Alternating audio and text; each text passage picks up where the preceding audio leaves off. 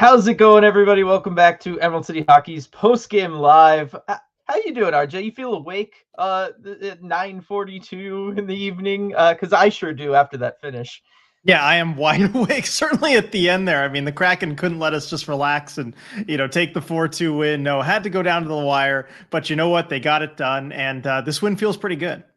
It does. I mean, you get another win over the Vancouver Canucks. We're really on a roll against them. Jordan Eberly's really on a roll against them for his whole career. But this was a really solid one. If hockey's one of those weird sports, RJ, right? It's all momentum driven. Vancouver was entering with a ton of momentum and a ton of puck luck. And both teams get a little bit of luck in this one, but the Kraken really, they've been struggling with that all year long. Felt like this is one of those turning points in the season, maybe for those two teams, as the Kraken are able to get that 4-3 win over the Vancouver Canucks. Really exciting one, RJ. I mean, it was high event if you count hits and everything, but low on the shots. But boy, the shots that went through were exciting. Yeah, they were. And the pace to this game was really impressive. I mean, this was just a fun game to watch. Back and forth the whole way. You felt like the teams certainly were not shying away from taking chances to generate offense. And that went both ways. And it was just a really exciting one, to watch on TV.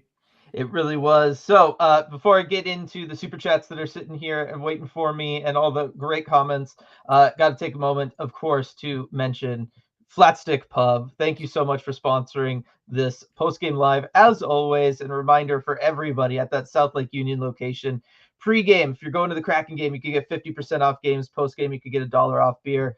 I mean, I leave tomorrow, RJ, to come up there, and I don't know what day I'm going yet. I'm still trying to finalize my schedule, but I'm definitely going to be going over there to check out Flatstick Pub and try to get a round of mini golf in at some point in there. Yeah, Kraken and Canucks setting some good examples for us, too, in this one, with the touch on some of those goals barely over the line, and then the one that was tipped just so it's snuck past Demko. Definitely. All right, first super chat from James. Thank you very much, James. Matty is so back. Kraken are so back. I mean, RJ, they are on a tear. We talked about Wenberg kind of getting something going. Matty's now really getting going, picks up another goal. Beautiful shot. Did you see how excited he was, RJ, to have not he was fired up. Side? Yeah. I know. He was so I had proud to clip of the video too. Yeah. No, he was completely fired up. I think he was more fired up for this one than he was when he got his first one finally. Yeah, I agree. I mean, I think he just loved how that play came together. You get the pass from Ebbs and then just kind of picking your spot too. I know for a shooter like Matty, especially when you haven't had that luck all season, when you're able to kind of pick that corner that you want and then just nail it for a huge goal in the game, I mean, nothing feels better. No, it feels incredible. And how about that pass from Eberly too, as he's going down, right? Like he just makes a perfect pass, finds Matty. That was fantastic. The whole play, I mean, that read, Myers is going to rim that puck around the end boards. Eberly knows exactly what he's going to do, gets his stick right in the way, and then makes a perfect pass from on the ice. Yep, perfect. Sergeant Pickles, duds. The Canucks home streak. Studs. Yes, let's go. I mean, this was a night of just everybody, right? Like just going. It was a great game all the way around for the Kraken, really. I mean, the defense, I thought, really stepped up in this one, RJ. You hold Vancouver to 0-for-2 on the power play. Blocked 17 shots for the Kraken tonight, especially in the third period, RJ, that middle section of the third period. Vancouver just couldn't get anything to the net. Yeah, no, they couldn't. The shot blocks were huge in this one, and the Kraken were clearly willing to put their body on the line there. And I think the Canucks also, I mean, they can be a little bit predictable as far as where they're sending pucks. And if you're willing to get in those lanes and be smart and make those reads, you can prevent a lot of pucks from getting through to Philip Grubauer. I think they did that tonight. Yeah, no, they did a good job. It was a nice bounce back game for them, I feel like. Gregory with the super chat. You know what time it is, RJ. It's 11 Live Gatorade time. This is not for you. Not for you. For there.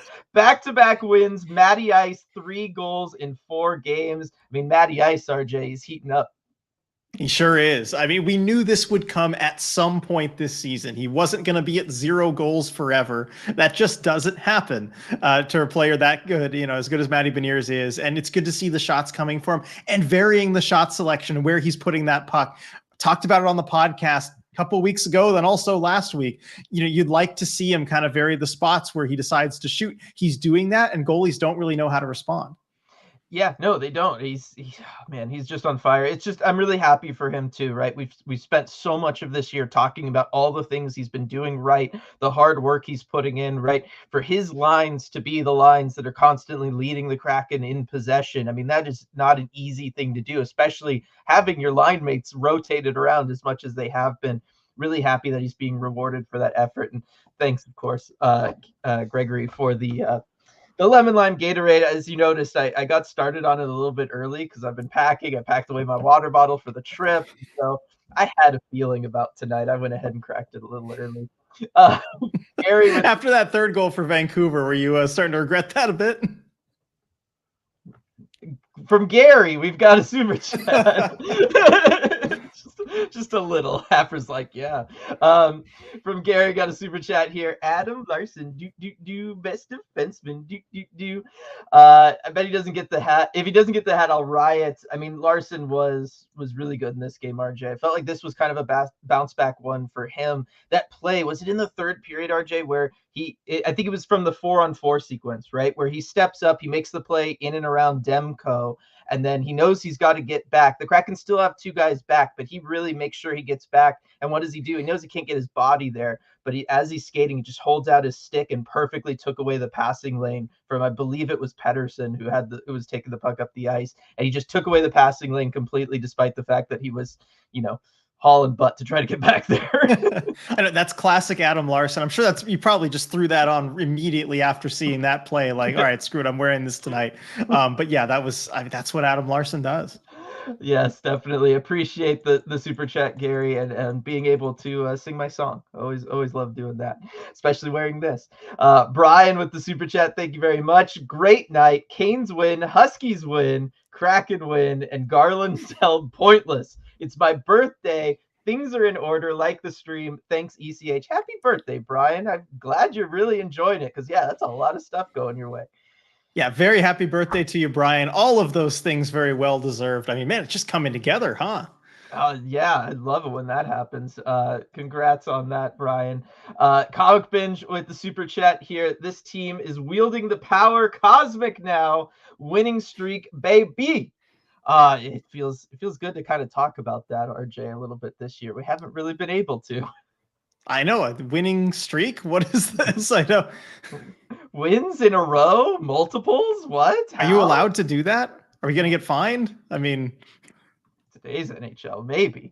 But no, I mean, look, it's one of those. The luck is starting to reverse for the Kraken, right? You can really start to tell that the messages that Hackstall was trying to get across to the team last week are really starting to take hold. They didn't take hold right away, but we started to see them work through. We saw how many shots they were able to get last game. We weren't able to get as many this time, but still offensively, they looked like they were a little bit more in sync with each other. The idea of shooting first is very much there for this team now. And then defensively, I thought, as we already talked about, taking steps forward. They were more aware of passing lanes. When Vancouver had the empty net towards the end there, and they were in the offensive zone against the Kraken, Jaden Schwartz was doing a fantastic job. If you go back and you watch that sequence with like 30 to 35 seconds left in the game, where he's clearly winded, they've been out there for a long time, but he is making sure that even though he can't move as much as he wants to because he's tired, he's always looking around. He was looking behind himself more than he was looking where the puck was, because he was making sure he was staying in the passing lanes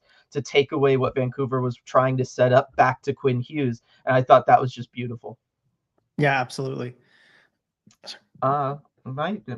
Getting the message that I'm a little muffled. Cough coming on there. No, that's fine. You're absolutely right, Dylan. I'll let you take this next one from Light. Do you think Vancouver sees Eberly in their nightmares? 3-point night. Homie is coming alive these last few games.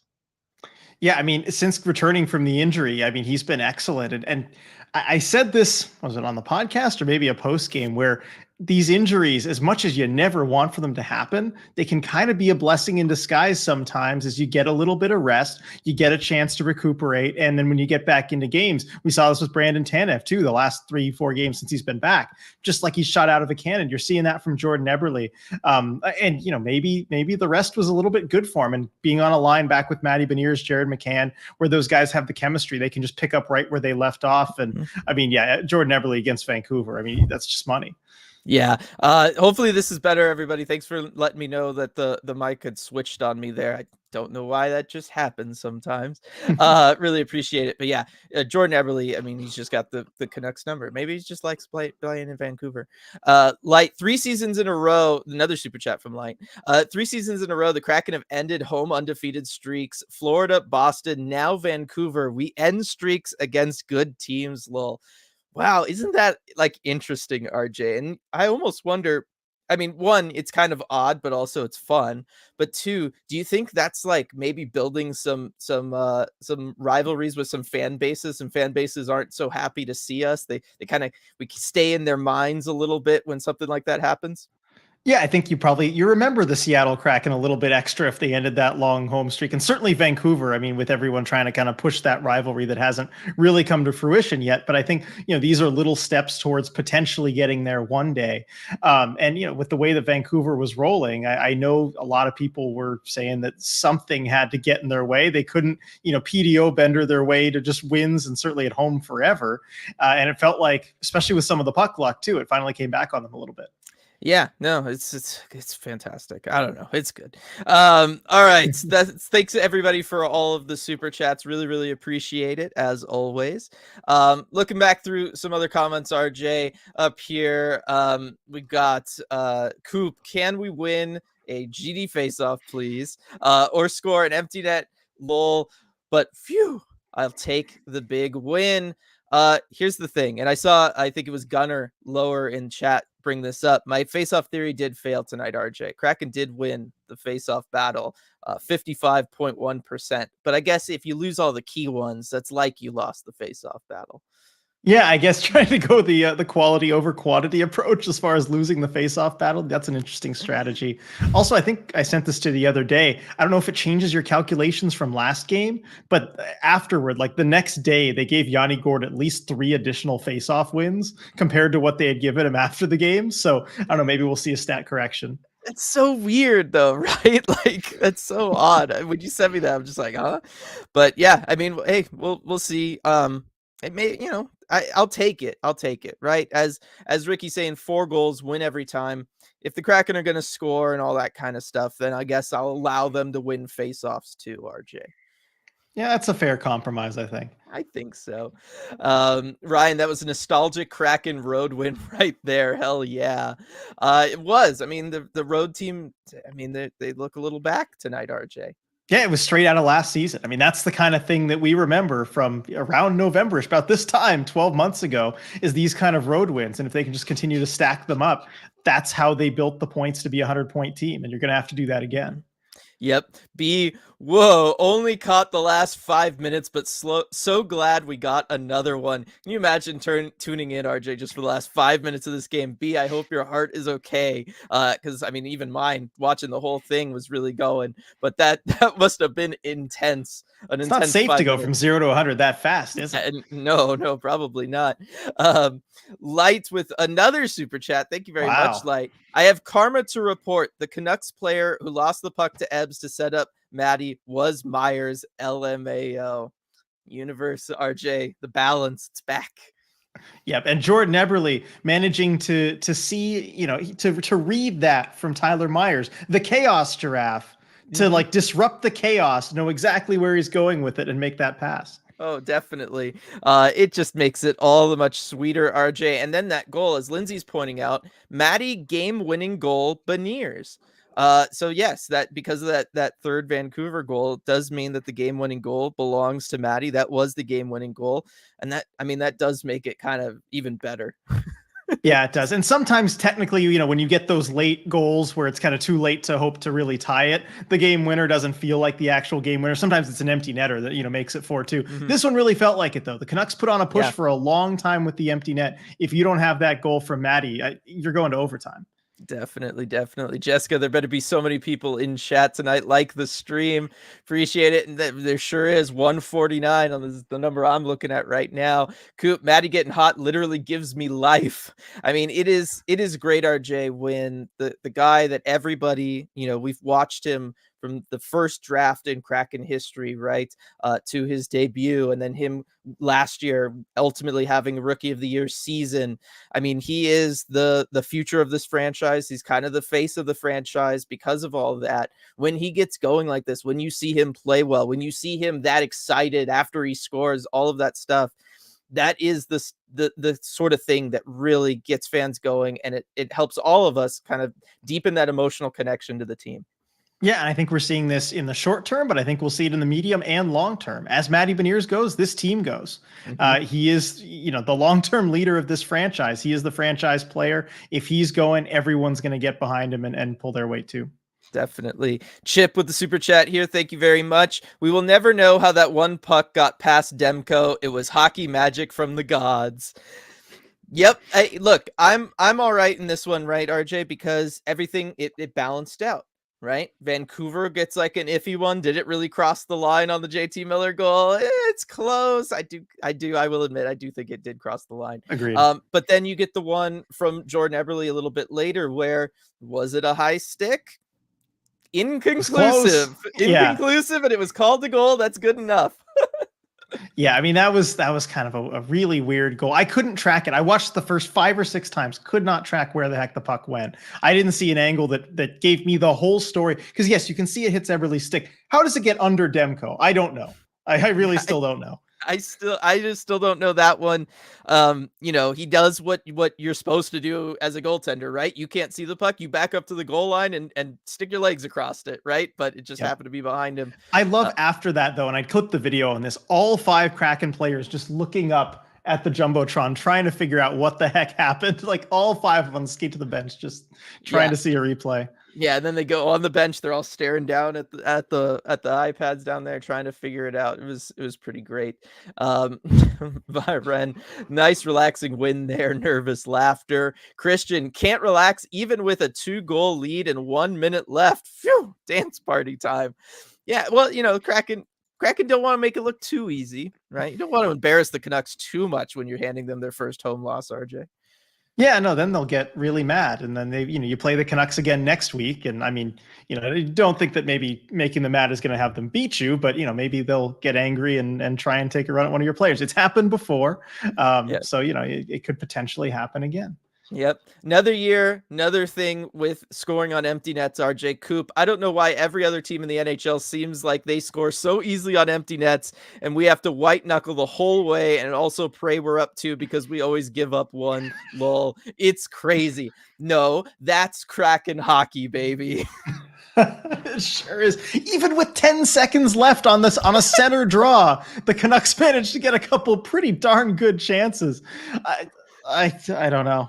How did you like that CFL running start off that center ice face off, RJ? That was brilliant. More teams should do that. They really should. I thought that was a lot of fun. I know it was against us and it worked, but it was a lot of fun. Becca with the super chat. Thank you very much, Becca. We needed this one. Let's freaking go. Oh yes. I mean, it does help out. I mean, what is this? Where does that put the Kraken standings wise? I believe it puts, without any more points, I think it puts them in a tie for the final wild card spot points wise, but they do have more games played. So let me look at that. Yeah. They're tied with 18 points with the Anaheim Ducks and Arizona Coyotes. The Ducks Coyotes do have 2 games in hand on them. So by points percentage, they are not in a playoff spot, but they're right there in the mix. They've given themselves a chance. It's a long season. You've still got 63 games to go. You're certainly by no means out of it. Yes, definitely. Shoeshine, first time dropping in for one of these this season. What's up, everybody? Great game. Glad to have you back, Shoeshine. I know you've been in the Discord. It's been great to see you again. Coop Belly dude, you got one job. He's allowed one. Yeah. Michael, forecheck, full 60 minutes of intense forechecking and puck possession is the best way for the Kraken to play. I agree with Michael, RJ, and it looked good tonight. It did. I mean, when they have that relentless forecheck, there's nothing really any team can do about it. That's, kind of been consistent over the course of these last season plus this one. They can play with anyone. That's why they can hang with anyone. Why they can get within one game of the Western Conference Final is that forecheck. When you see it lines 1 through 4, it gives any team fits. It requires a lot of effort. It requires fresh legs, something I don't think they really had against the Islanders last game.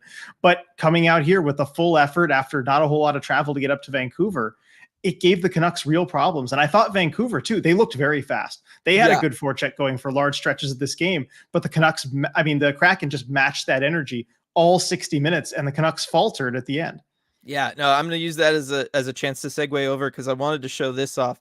This is the scoring chances, the kind of heat map from Money Puck for this game, everybody. I'll try to throw it up here like this. So you can see the Kraken scoring chances. Look at how many of those are down and around Demko, RJ, right? Kraken just attacking in the slot and especially the low slot versus look at the Canucks. It's all over the place, but a lot of it from distance. Kraken D really did a fantastic job tonight, kind of holding them off to the perimeter, keeping a lot of their chances low percentage, whereas the Kraken, they just did a great job of really kind of penetrating through the Canucks defense to get some really grade A chances. And that's what you have to do when you're playing a goaltender like Thatcher Demko, RJ, who's just been on a tear all year long. And the Kraken did a great job of executing on that. That's what I'm talking about. I really do feel like, there was the big wake-up call after the Edmonton and Colorado games, but when you're making mid-season adjustments, RJ, it just sometimes takes time, right? Especially if you're tweaking, what your scheme is, what your offensive zone strategy is, where guys need to be. It takes a little while, especially mid-season where you're going with a game every other day or every day for a stretch of this past week. And so I really think things are going to start to come together for the Kraken. We're going to start seeing performances like this. We're going to start seeing heat maps like this a lot more from them. Yeah, and it echoes the confidence that Dave Haxtell has had in this group. We've talked about it a lot over the last week, where he kind of has this approach of, look, I've got it. I'm taking care of it. Don't worry about it. And you are seeing that come together here. Yes, definitely. Duthan with the super chat. Thank you very much. Great start to a critical week. Good to see MBE starting to click. Oh man, it's great to see Matty Beniers get going. And this is a big week for the Kraken, RJ. It's kind of they're going to have, let's see, after the 3 games I'm up there for next week, right? Then you get 3 days off, I believe. And that's the first time the Kraken have had that in a long time, RJ, as we've already brought up, right? They've got 2 games already played over, like Anaheim and all that kind of stuff. Kraken, it's going to be interesting to see what they can do. If they're already making this level of adjustments, it'll be interesting to see what they can do if they get a couple days off to really work on things in practice. I know Dave Haxtell loves to get a good long practice in. I'm sure at least one of those days will be just a rest day, let everyone kind of reset. But I think at some point in there, Haxtell will really want to get a long practice in there, start to really implement some of those adjustments. You could see even like an hour 10 plus probably on the practice they're going to hold. Definitely. Chris, need a few more to really make it a rivalry, but as a native Seattleite hockey fan, I love beating Vancouver. I mean, it certainly does feel good, RJ. I don't know, where are you at with this? Is it still going to take a playoff series probably to be a rivalry? I think so. Yeah, I mean, you just don't have these teams taking enough away from the other that they really want. Rivalries are built in the playoffs. It's as simple as that. You're going to have to get a playoff series going, but if you do, it's going to be so fun. Hearing all the Kraken fans that clearly went to this game in Vancouver. I know a ton of people who went to this game in Vancouver. Mm-hmm. I don't know if you heard on the broadcast, Dylan, the Let's Go Kraken chants that were clearly picked up after the 3rd and 4th Seattle goals, even late in the game. Having that go through the opponent's building, that's the kind of thing that really helps. See, I was having issues picking up the Root broadcast, so I had to watch the Sportsnet broadcast, and you weren't getting really a lot of audio from like the ice or any of that kind of stuff like you normally do on Root, so I wasn't able to hear it, but I definitely believe it because, on Twitter, it seemed like everybody was at that game, which is great to see. Bach, we are undefeated against their new coach. Look at that, RJ. We are Rick Tockett's kryptonite. I guess so. Yeah, I mean, he didn't get the Seattle job. He was rumored to be in line for the Seattle job potentially, and can't seem to beat the Kraken. We will see. 3 victories against him, RJ, I believe it is now, and he had 3 interviews with the Kraken. So one win for every interview. Yes. Rebecca, did they break some kind of shootout curse? Because that was tapping into the deep magic tonight. Certainly the puck luck, RJ, really being on our side. I don't know. I think it's one of those things where the puck luck and all that kind of good vibe stuff really does come hand in hand with you figuring things out, putting in that hard work and letting, kind of staying the course a little bit. Yeah, you earn your puck luck. I'm a big believer in that. Over the long term, you earn the puck luck that you get, and the Kraken put in the work to earn it tonight. I mean, every bounce they got. You look at the Eberly goal. That results from being in the offensive zone for a while and kind of having a point shot where you have guys to the net, and that kind of stuff happens. Yep. Let's see, Michael. Oh, first, Stars and Pickles, we're officially tied for points in the wild card. I'll read that anytime somebody puts it in there. Michael, I'd like to apologize to Matty. He's been huge lately. Also playing now like he wants to make 8 million AAV next year. Yeah, it's like Matty remembered he's in a contract year, RJ. Yeah, it's just somebody maybe just reminded him of that. Hey, contract year, buddy. Let's go. Maybe it was the armchair GM chat. I don't know. It was good. We did discuss that a lot yesterday. Yep. Let's see, Aaron, fantastic game to watch. Boys made it way too close at the end. So look, the Kraken did, RJ, they didn't blow it entirely at the end, right? They had a 2-goal lead. They didn't give that up. That is progress all the way. But the Kraken did have a lead at some point in this game, RJ. In the second period, they had a 2-1 lead, and they did lose that. And it does feel like it's not really a Kraken game this year unless the Kraken blow a lead at some point. Yeah, I mean, as far as the 2-1 lead, it's that early in the game. I don't really mind it because they responded well, and it's just a lot of game left to hang on. I know if you have the killer instinct, you kind of try and put them away a little bit earlier. But the Canucks are a good team. They were playing well. It really had the makings of a game that could potentially go to overtime. At the very end, yeah, you got to be a little bit more aggressive getting that puck out of the net. I mean, out of your zone. I mean, and get those clears when you have the chance to. Maybe just take a shot at the empty net. That's what I was thinking. Is why not? If you have the puck, don't you can risk the icing. It's fine. Yeah, I think so. I would be okay with them doing that more. Olivia, Kraken actually playing the full 60. Thank goodness. It showed tonight they have the chops if they can keep that pressure and momentum up throughout. That's what they did last year, RJ. And I think that's what a lot of people were waiting for. And it was really, it's good to see it again, kind of, back-to-back nights. Yeah, it was much needed just to see that whole effort. And I don't even know, the Islanders game, I still argue with it. It was not a 60-minute effort, which makes this one all the more important, I think. Well, if you count the however long the shootout went and the overtime, then it might equal 60, even though there was more 60 than 60 out of 75 or something. Yeah, that's how I'm working it. Zoe, how fast the night changes when it comes to opinions on Larson, I feel like. All right, so this goes back to my whole concept of what makes like a good defensive defenseman, RJ, and it's really like things don't happen much when they're out there and they're not really noticed, but they affect the game in a big way, right? This has been something I've talked about forever. And I feel like Larson really doesn't change how he plays. I feel like he's very, very consistent night in, night out. It's just, did the other team happen to score a goal when he was out there versus did the Kraken happen to score a goal when he was out there? Yeah, Larson does his thing regardless, and a lot of it is the circumstances around him. And also when he plays as many minutes as he does, he's out there for over a third of the game pretty much every night. And if it's a night where things just aren't going well for anyone, he's going to be part of that. Exactly. Now, again, he'll have some great moments and he'll have some duds like that weird decision the other night against the Oilers where he let McDavid just walk in uncontested. I'm not saying that it's all great or anything like that, but he's a very consistent player. John, Vancouver looked legit. Great win against an impressive team. I mean, not to be lost in all this, RJ, but Vancouver is like one of the top teams in the league, right? I know we've talked about the PDO bender they're on and everything and how much of this is real versus, just them having some exceptionally good luck so far. But the bottom line is they're a team at the top of the standings. They've got 3 players that are just, tied up there for the league points lead, all that kind of stuff. This was a good game for the Kraken to win. I got to think it's going to do a lot more to boost their confidence than, say, winning an 8th round shootout against the Islanders. It has to. And look, the Canucks, and I was going by the eye test too, because we know about the PDO bender, but by the eye test, they looked really good. They looked impressive. They are a good team right now. And so I think this is an absolutely quality win for the Kraken. Yes, definitely. And as Daniel's saying, Kraken won on a Saturday on Hockey Night in Canada.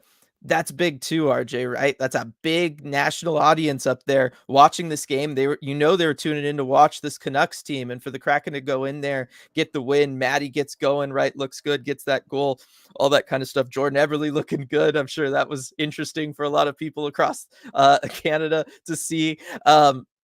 I think that's another positive too. Maybe they'll get talked about, RJ, the Kraken. What do you think? Maybe. I think you might have to string a few more wins together before they actually get talked about, like national conversation. I think that's how it works. Do you see the super chat from Light, by the way? Oh, no, I did not. Yeah, download. Want me to get it? Yeah. All right, so yet another super chat from Light. Thank you, Light, by the way. Gonna catch heat for this, but Belly has lost a lot of dire situation draws. I was scared when he took the one at the end of the game, not gonna lie. And then he kind of Light adds later here. When we have guys like Yanni, Wenny, and Yanni, I'd rather use them for late game empty net draws. Oh, sorry, Yanni, Wenny, and Canner, the Light means. You'd rather use them for empty net draws. What do you think of this one, Dylan? Because I mean, there were some noticeable ones, from Belmar that he didn't win tonight. Yeah, I mean, I don't know what to make of that. Look, he was still 62.5% face-off win percentage. Like he still had a really great night. That's phenomenal, right? If you say had that for a full season, it would be great. Yanni Gourde 42.9%. I don't know. It's one of those, like, everybody has that night, right? Like the best closing pitchers will have that one night where in the clutch they just happen to give up the hit at the wrong time, kind of thing. So I still am okay with it. I do hear what you're saying. If you want to be more aggressive with the empty net, though, is he the guy to have out there? Probably not. But if you're just playing the percentages and you're just focused on winning the face-off, I still think large sample size approach, you got to go with him. Yeah, and looking at the rest of the team, there's nobody out there that really gives me as much confidence just taking one draw as Pierre-Edouard Bellemare. I think he's the best you got. Yeah, agreed. Casey, hey, what's PDO, you guys? All right, so PDO. I know you love this question. Yeah, I do. So PDO is a stat that is basically, it is shooting percentage, and we'll talk about PDO as far as like team PDO, but it's shooting percentage plus save percentage. So it's often used as a proxy for luck, because over the long run, you would expect shooting percentage plus save percentage to equal out to about 1.00, because every shot is either a goal or it's a save. So that would all tend to even out over the long run. But over the short run, teams might shoot really high percentage, or even unsustainably high. They might also have a high team save percentage. So the Canucks are a very good example of this. We talked about them being on a PDO bender, and they certainly are. So their team shooting percentage, last I checked, is around 15%. That is really, really high. Their team save percentage, I think, was like 940 or 950 something save percentage, which is crazy high. And so you combine those two, and it adds up to about 1.08. So that's their PDO. And you can look at teams' PDO over the course of a season. Like last year, if you look at the Boston Bruins, their PDO, I think, was like 1.026. So the Canucks are way ahead. Huh? I think it was 1.03. But 1.03? Maybe? I don't know. There was a 3. Yeah, anyway. But that's the best regular season team of all time. And, so you could say that maybe skill does factor in there. If you have really good shooters, really good snipers who can score, you are going to shoot at a higher percentage. If you have a goalie who's lights out and a star, he's going to have a high save percentage. But there's only so much of that can be attributed to skill. And if you have the best regular season of all time, team getting like 1.026 or 1.03, that's kind of a pretty good ceiling over an 82 game sample size. The Canucks at 1.08, that's just not sustainable. That's not going to continue over the course of an entire season. And so you can look and say, maybe they've been a little bit lucky so far. And this works on the downside too. If your PDO is really low and you feel like you've got some skilled players that should be shooting at higher percentages, goalie that should be playing a little better, that should also regress toward the mean. But that's why we look at PDO. It's kind of a proxy for luck. As far as I get this question a lot too, what does PDO stand for? Nothing having to do with the stat. Yes. It's like the creator of the stats, like social social media handle. So don't worry about like what it stands for, but that's what it is. It's shooting percentage plus save percentage. Yes, there we go. Very good, RJ. Edward, I didn't tune in during regulation against the Islanders. Didn't tune in tonight because I didn't want to jinx it. Edward, you missed a good one. I know what you're trying to do. But you can enjoy the hot streak too. It's okay. Joey, finally, this team is getting hot about time. And Lindsay, the Canucks are going to need some lemon lime Gatorade as they come down from that PDO bender. RJ, I mean, yeah, we'll see how long that really goes for them there. Joey, love the Kraken Winter Classic jerseys. They look amazing. And then we get into a lot of Winter Classic talk here, RJ, with the jerseys. Do we know anything, RJ? Have your sources told you anything as to why these jerseys keep leaking in the strangest of places, both with the Utah Jazz last night for the Kraken ones, at an AEW wrestling event today for the Vegas jerseys? Like, do we know why that's happening, and B, when they're leaked, why they're not like being promoted as Winter Classic jerseys and telling people to tune into that game? Because I feel like that's what it should be if you're using it in all these other places. You know, it's a very good question, Dylan, and I'm sorry I don't have any good answers for you right now. I've asked around. Nobody I've talked to seems to know anything. This is one of those things where you learn a lot more by like being in person for some kind of event. Like, look, the Kraken have been on the road, so I haven't had the chance to like be at KCI and kind of talk to everyone and figure out what's going on. I know there was definitely some surprise in other Kraken media circles about this. Nobody was really expecting this. So we were as taken off guard as a lot of people in the media at this point. So I suspect it'll be a very interesting Monday for the two of us, actually, because you'll be up here too. The both of us are going to ask around, see what we can find out about what is going on, because this is just so weird that if this is an intentional strategy, I don't see what the real plan was and how this is supposed to work and help you promote the game. And of course, if it's not intentional, then I'd love to hear the story behind it and if there was like a missed email or something. Yeah, twice, right? Like that. Yeah, twice. That's the part that would make it really spectacular. Otherwise, yeah, it just makes no sense. You're kind of robbing the fans of the two franchises a little bit if by doing this, you know, the way it kind of happened. I don't know. It's an interesting one. This is why, RJ, I feel like once you become credentialed media, I feel like everybody should get like one little special like beeper, like an old school pager, but it gives you the ability to get you know, an ever-changing phone number for Gary Bettman, and you're allowed to ask him one question your whole career, but anytime you want, right? And then afterwards, the beeper self-destructs, the pager self-destructs, and you can't use it again, because this would be one I feel like that would justify that. Yeah, I mean, you could make an argument for using yours at that point. Yeah, I like that idea. That should be a thing. It should definitely see if we can get that hidden in the next CBA. Right. And I said specifically a pager because I feel like that's the level of technology the NHL would operate at. Oh yeah. No, I mean that's cutting given edge this. for them. Yeah. Oh man, it's some crazy stuff. But what's everybody think about it? Because I know I like it. You like it too, right, RJ? The Winter Classic jersey. Yeah, no, I think it's pretty good. I think it's like a solid 7.5 out of 10. Like, yeah, I think, you know, it's not one that's just like amazing. They did everything perfectly. And I know they're operating within certain constraints about what logo they can and can't use. But given the constraints, I think they've done a good job. The one thing I wonder, and I've been meaning to kind of try and Photoshop this, is if you switched like the dark blue and the light blue where they are to see if it might look better, just because then the ice blue would be a little bit more prominent. I thought about that. I think that's for broadcasting. Because it's an outdoor game. If you have sun, you and I have been to those games. We've watched a lot of them on TV. It can get kind of hard to see depending on the angles. I'm sure they know what sort of, you know, where all the camera spots will be at T-Mobile and all that kind of stuff. I do wonder if that was just to keep it a little bit more obvious, the two teams separated, because you don't want like kind of the white jerseys from Vegas and then the light blue outside in the sun with glare. It could maybe make it a little harder to tell. I think that's why they went with the darker blue as more prominent color.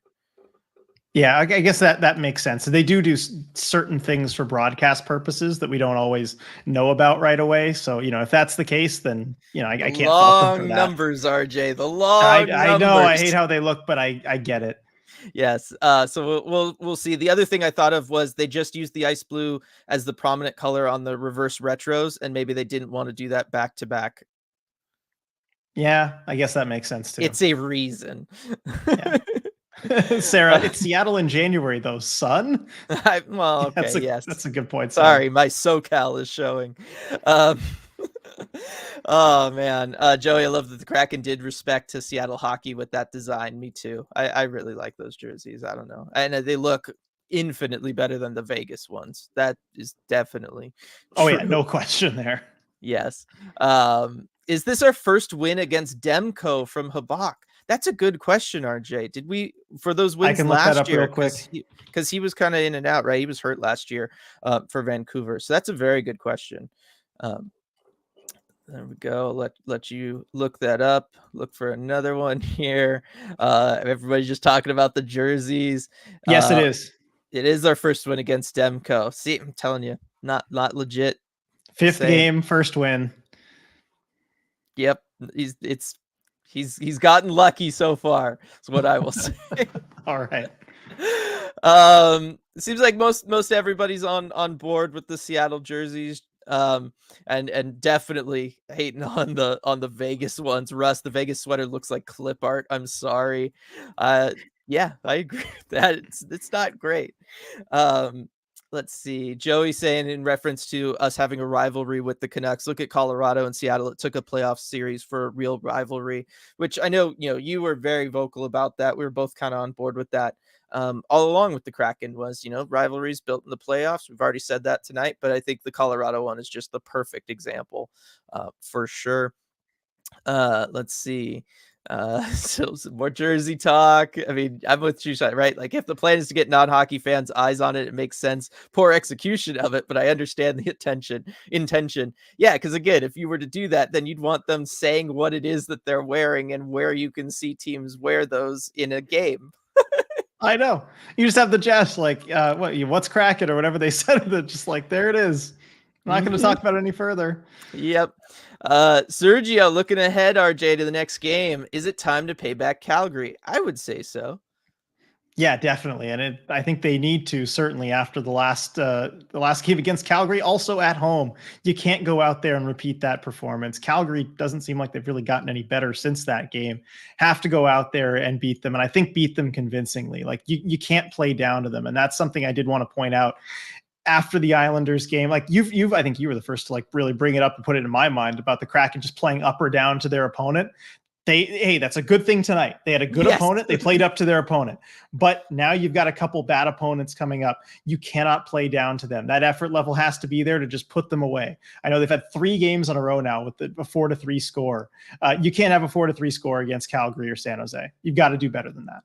Definitely. I was just going to bring this up, RJ. That's a perfect segue. Thank you. Because I wanted to talk about the goal differential for the Kraken, right? Like, yes, they pick up another win here, but it is that 1 goal win, right? Like it does feel like all of these games just have these razor thin margins where you don't leave yourself a lot of wiggle room if you're the Kraken. Now, maybe that's because, look, they did make a lot of changes. They're starting to execute on new game plans. It seems to be working, but they were playing a really good team in this Vancouver Canucks squad. And maybe next game against a Calgary or certainly against a San Jose, they can really, start addressing that goal differential problem.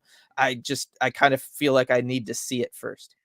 Yeah, and I mean, they've also allowed, when was the last time they allowed less than 3 goals? It was November 2nd against Nashville. If you can really have that kind of shutdown defensive performance, I think like you did tonight, if you can play the way you did tonight defensively against Calgary and San Jose, you're going to allow 2 goals or fewer. And I want to see that. Yeah, definitely. I'm fighting back a sneeze. Sorry. Daniel, on Hockey Night in Canada, Eb said that he's not a very big guy, so he can't lift his stick that high.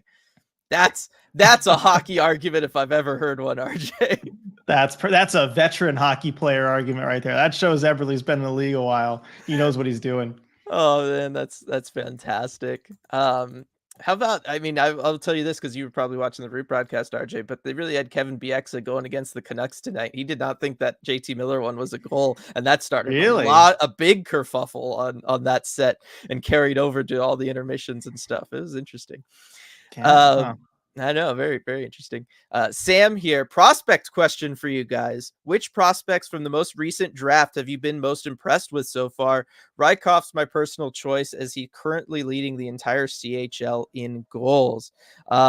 Yeah, I mean, he's been absolutely fantastic so far in what he's been able to do year over year. Kind of more of a two-way guy last year in what he was doing and how he played. I love his back checking through the neutral zone, especially. He's got really long arms, RJ, and he knows how to then use that, get his stick in passing lane, similar to what we saw from Adam Larson today. So I really like that aspect of it. But now with the scoring that he's been on, it's just been absolutely incredible. I was just going to say, though, Jagger Furcus scored tonight. I want to make sure, because it's possible that a different Kraken prospect is actually leading the CHL in scoring at the moment, RJ. And not that I'm saying you're wrong, Sam. But he's been really impressive. And then Chalet's starting to get going too. We knew that, it was going to be a transition coming over from Europe to play in the OHL. It was going to take him a little time to get used to things. And really his slow start, it was still about a point per game pace. So it's not like it was really that bad. But I think Chalet's been really impressive tonight, especially because his hockey smarts, RJ, have looked really off the charts in the OHL. Right? Like, it's one thing because he was playing with men and stuff over in Europe. Now seeing him amongst his peers, age-wise, you're starting to see like, wow, this guy's got like kind of a next level creativity to his game, the way he can kind of set up plays, that whole step ahead. Like, he had one today where he gets the secondary assist, but the whole play pivots and is keyed off from him. Even though he only got the secondary assist, it does not happen without the play that he makes, sucking in 3 defenders along a board, gets the puck out, and then those other 2 guys are able to make passes and score. But it was all because of him. And so I really like that, what I've been seeing from him, RJ, compared to other young players in North America. Yeah, that's good to hear. And I haven't been watching as much of the prospects as you've been getting ready for that prospect chat later in the month. But it's good to see, especially for Chalet, because, last season in the Czech league, he's been spending a couple seasons playing against men there, and, 14 points in 43 games is really good. Like, in that league for his age, yes, that's fantastic. But to see that, he can produce point per game pace with the Barrie Colts already this season, that's what you want to see. Yeah. Elite prospects is just killing me right now because they won't load anything for me, so cannot confirm where they're at. But those would be the 2 for me, Sam. And then yes, for everybody on Patreon, the link is in the description below. If you're watching on YouTube right now, going to have a prospect live chat where I'm going to do, for the first time ever, a ranking of all of the Kraken prospects. I'm going to rank them based on my opinion, all the tape that I've watched about from all of them, especially the guys like over the years now. Really looking forward to doing that one. It is going to be on November 29th at 7 p.m. over on Patreon. So shout out there. Patreon.com/Emerald City Hockey. Well done, Dylan. There we go. Let's see. It'd be really nice to get to 20 points by our 20th game from Daniel. I think given the start the Kraken had, that would be kind of like a nice little checkpoint to reach, RJ. Yeah, I mean, you're basically at NHL 500 at that point, and then it's all ahead of you. Yes. Oh man, this was some good stuff. Doesn't feel like a forced rivalry anymore from Team Spindles. I'm there with that, right? I still don't know that I would call like Vancouver like our top rivalry, but it does not feel forced in some of the same ways that maybe Vegas does. Oh, totally. Yeah, there's some animosity is developing there. Vegas has been almost entirely one-sided. Have to do a little bit more damage to them before you could even start to think that way. Yes, definitely.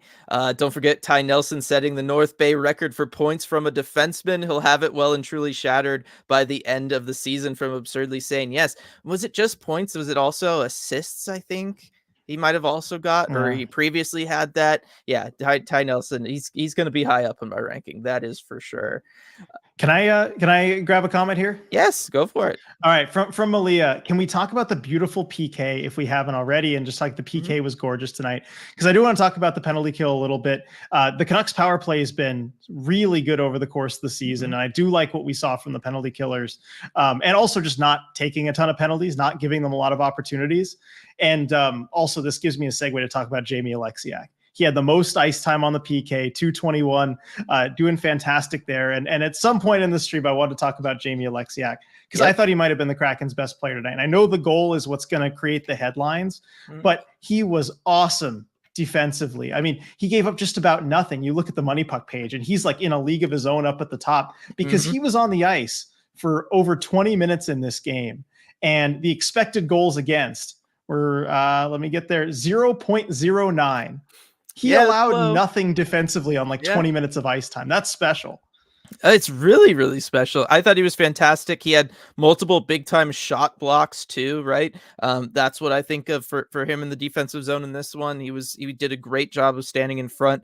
I know I talked about like the empty net situation, which is sort of like a PK, and I talked about Jaden Schwartz and what he was able to do there. But I thought the penalty kill for the Ty Cartier penalty that was also in the third period, RJ. I thought that one was just super big time from the Kraken, what they were able to do there. And that's really where I noticed the shot blocking coming through, right? Guys were starting to get gas. That was a long time that Vancouver had it in the zone. And yet Vancouver never really got, if I'm remembering correct, a grade A chance out of that. And a lot of it was they were throwing pucks, but just nothing was getting through to Grubauer.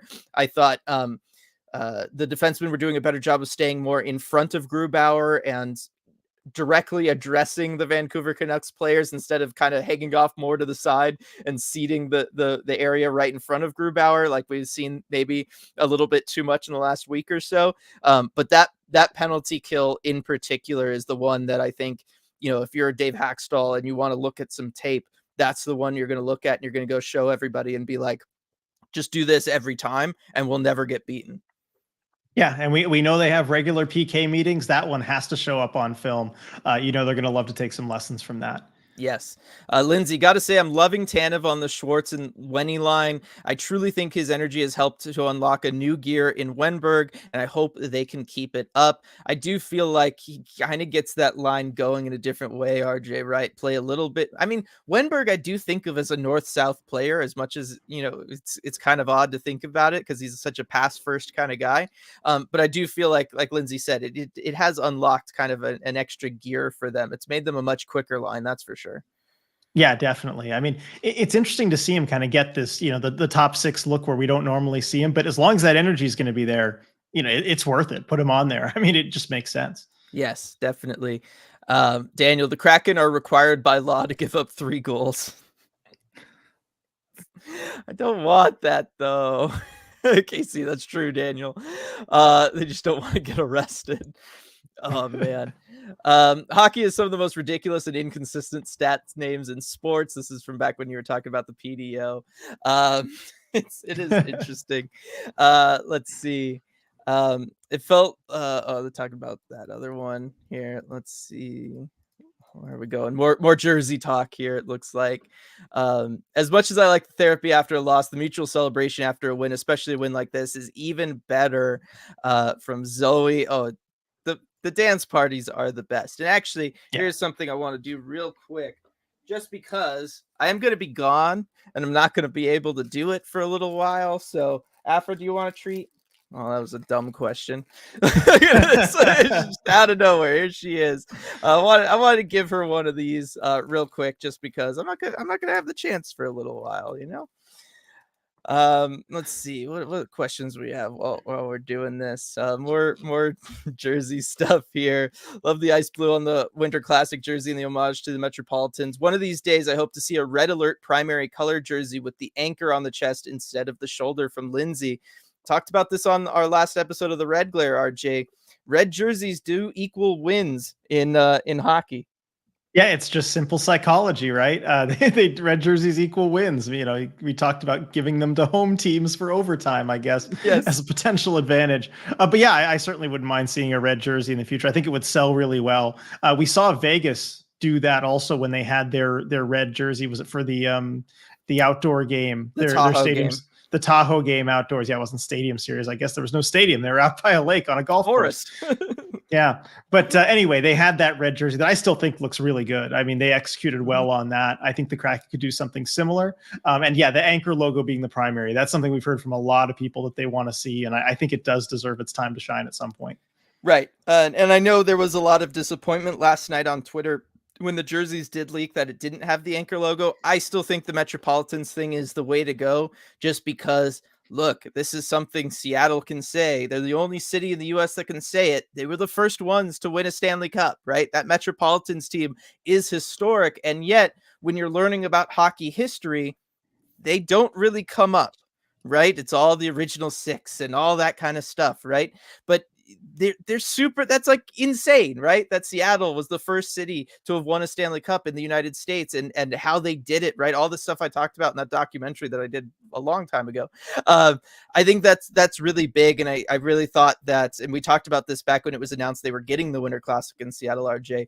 I think it's really, really important that when you are going to have that national focus and you're going to have everybody watching you and you're going to have the media all there talking about the history of hockey in Seattle, and they're going to talk about the junior teams and they're going to talk about all that stuff, that you really shine a light on this Seattle Metropolitans group that could have had 3 Stanley Cups in that run that they were on, if not for, a global pandemic and all sorts of other things getting in the way, a world war getting in the way too, right? There was a lot of things that kind of stopped them from having the first US based hockey dynasty. And I think it would be really, really cool for a lot of hockey fans that weren't around 100 years ago to maybe learn about that. So I do like that they went this direction with it. Yeah, and that would be, everybody really that's watching these games pretty much that wasn't around 100 years ago. It's important history that deserves to be remembered. Definitely. Anyone else think that McCann hit was totally badass from Casey? It was a good hit. Yeah. I was going to say, look, something we talked about. I know we brought it up with the Bjorkstrand play a couple games ago, right, RJ? Like, okay, they're standing up for yourself and standing up for your teammates, but you got to pick and choose. There was some times in this one where things got really kind of feisty between these two teams, and I think, was it in the second period? There was that shift with McCann out there and Matty, and they were both just like locked up with guys for the second half of their shift entirely.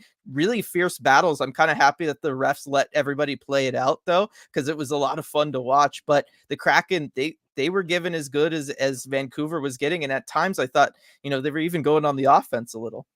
Yeah, there was a chippy element to this game that you saw didn't quite ever boil over, just because I think the game was so close. Both teams felt like they could win at any point, and so you can't really take a dumb penalty or take a run at somebody. But that's what you love to see. I mean, it's the playoff style intensity, right? That you see battles within a game, and the Kraken, I agree with you. They gave as good as they got. Definitely. Light, I think Group played better than Demko tonight, had far less major issues that could have been goals. I think both goalies kind of got burned a couple times, like on some goals that weren't really their fault. But certainly, I mean, Grew was really solid tonight. You look at like the Quinn Hughes goal, right? When they had the overhead angle and you could really track where Grew was, he couldn't see any of that. Like, no, there's no way you get, because Matty coming in on one side, you got the screen from Mikheyev on the other side. There's no way you can possibly see that puck. Right. The JT the first Miller one. The first one I will say is on him, because the initial shot, it leaks through him. You want your goalie to control that puck. That's what I was gonna say, and then it's just like kind of late game chaos on that last one, which it's that stuff just happens. Lindsay, please start Joey for a Calgary win on Monday. Hack, I know he's listening to ECH. I mean, do you think we see Joey? I mean, it's kind of been tough to tell really and get a read on who we're going to see. Dave Haxtell has surprised me a few times this season with his decisions on which goalie to start. I gotta think it's Joey next game, because I think he's starting to look at these things. Yeah, as far as like the matchups, and I think he sees he has 2 goalies that are playing well. He's going to need both of them. And Joey, again, against Calgary, Joey just seems to do well against Calgary, and also like the fact that he gave Joey the start against Edmonton the other day. I thought that was pretty telling, because normally against the Oilers, big important bounce back game, you've got to win at that point. Normally you'd want to put your starter out there, but Grubauer had some unfortunate games against the Oilers in the past. And I think that was something pointed out by a lot of fans. I think, it finally got into Haxtell's mind. Okay, maybe let's go a different direction with this. So I think he's starting to see that. Well, and Grubauer, I believe the first shutout in Kraken history was against the Islanders, right? And that's Grubauer. Right. So there is, the splits maybe favored that. If it wasn't Calgary, I would be 100% in the camp of starting Grubauer again. Right. I just feel like after a game like today, you really got to lean into that. He is your starter. If the team is starting to build momentum, go ahead and ride a couple games with your number one guy. Like, I feel like that's a very appropriate thing. But because of just the stats of the splits against the Calgary, RJ, I mean, Joey just always looks so good against them. I don't know. I would be okay kind of either way. I really do think that for this one. Mm-hmm. And I guess the way the schedule works out too, if you do give Grubauer Calgary, you can give Decord San Jose and then go back to Grubauer against Vancouver, because I do think you want to get Joey into one of those 3 games in this homestand. It just depends which one. I think you want to give Grubauer Vancouver, on the last game of it. So you can kind of go either way with these next 2. Definitely. Thank you, Vahiren, for the Fergus has 22 goals. Rykov has 24. Although I think Fergus got 23 tonight or earlier today. I thought I saw that earlier. But Fergus still leads the CHL in points, and Fergus played less games too, I will say. But it's just wild to think about, RJ, that the Kraken have 2 of the players up there like that. Yeah, it's awesome. I mean, they know what to do in the NHL draft. Just give them the draft picks. The scouting team will take care of it.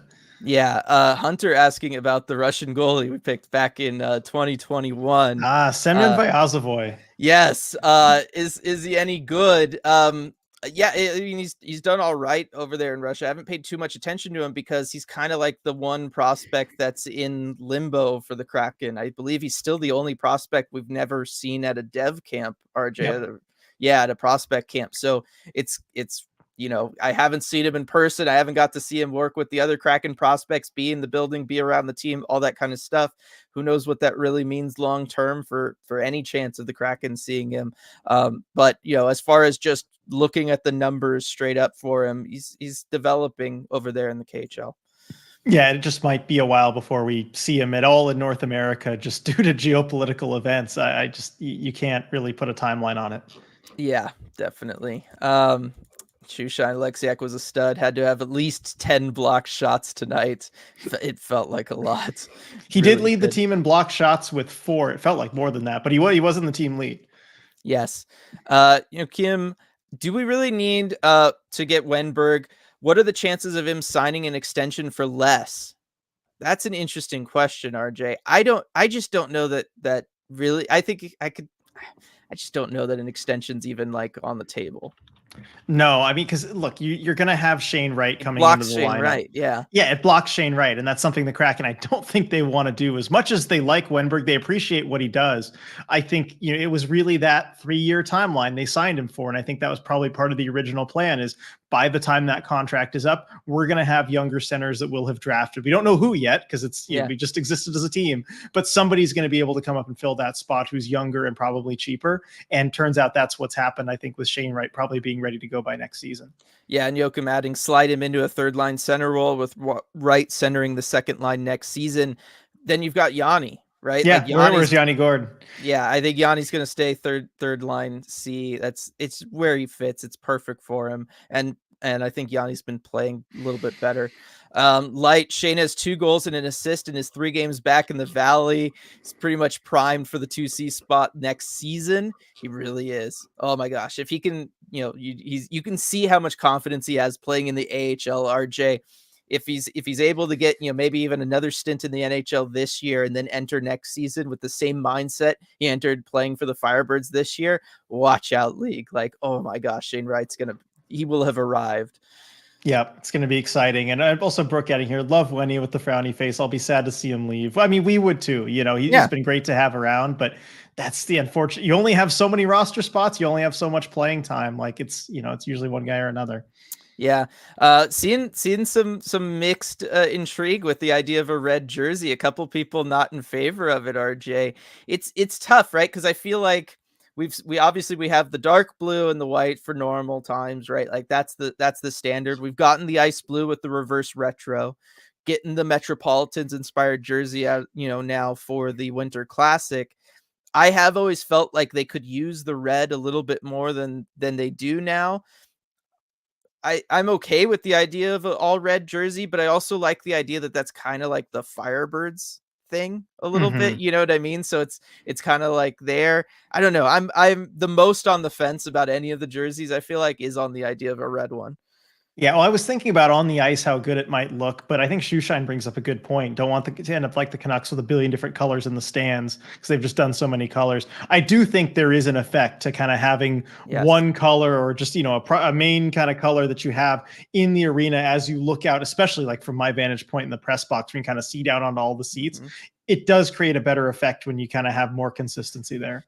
We see this with Vegas. Go watch a Vegas game. A lot of people do wear those red jerseys from Vegas, or they'll wear like a Henderson red jersey too, right? To the Golden Knights game. And it does kind of throw things off a little bit, but not as much as it would in Seattle, right? Like I feel like the reverse retro ice blue with the normal dark blue home jerseys, that really works well.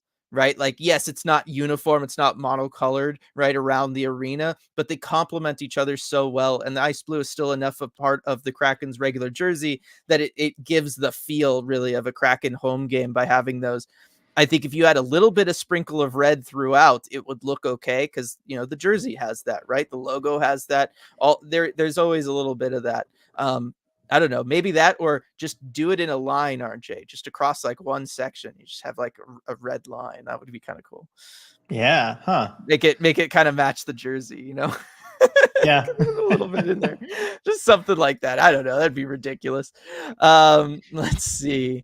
Getting down towards the end here. If anybody's got anything last minute here. No, there's some talk about Jagger Firkus. I know he needs weights. It's just not easy. I know people comparing him to Bedard. Yes, Bedard does have like 30 pounds on Jagger Firkus, and it is all in his thighs. It is all lower body strength, and that's why he's there. that's what's happening. Daniel, do you guys have a meetup scheduled for when Dylan is here? I'm really working on that right now, Daniel. I'm trying to figure out the overall schedule of things.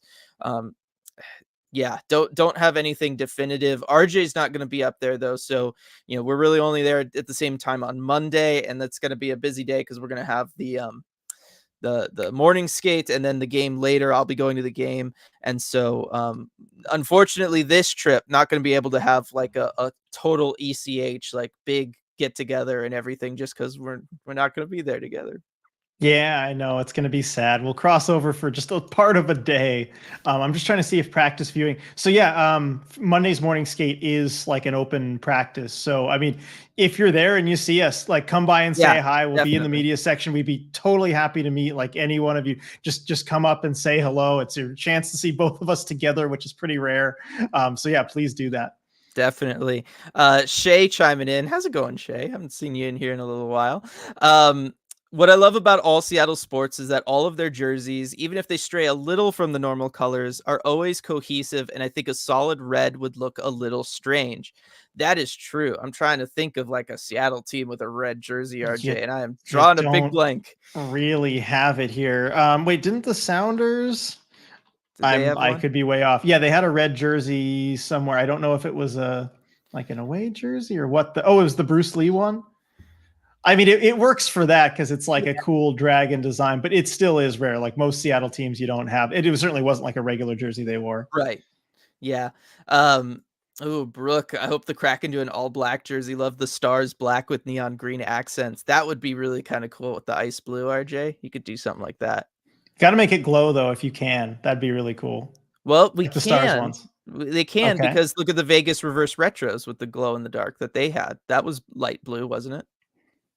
Oh yeah, I think it was. Yeah, no, they did have the light blue effect. So there, you could do it. Oh, well, Adidas could, but we're leaving Adidas. So forgot RJ. Any of these suggestions that we're bringing up will be done by Fanatics, and all Fanatics has to execute on this. Okay, maybe not. Yeah, I don't know now. Oh no.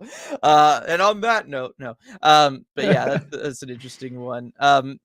Yeah, I don't know. We'll figure it out. We'll figure out what my schedule is when I'm up there. I just focusing on getting up there, which I'll be doing tomorrow. First things first. Yeah, first things first. I just need to actually get up there. But we will definitely make sure everybody knows what's going on, where we can all hang out. Because it's one of the big reasons I'm going up there is to try to meet as many people as possible, meet people at the games, all that kind of good stuff. So we'll definitely let everybody know.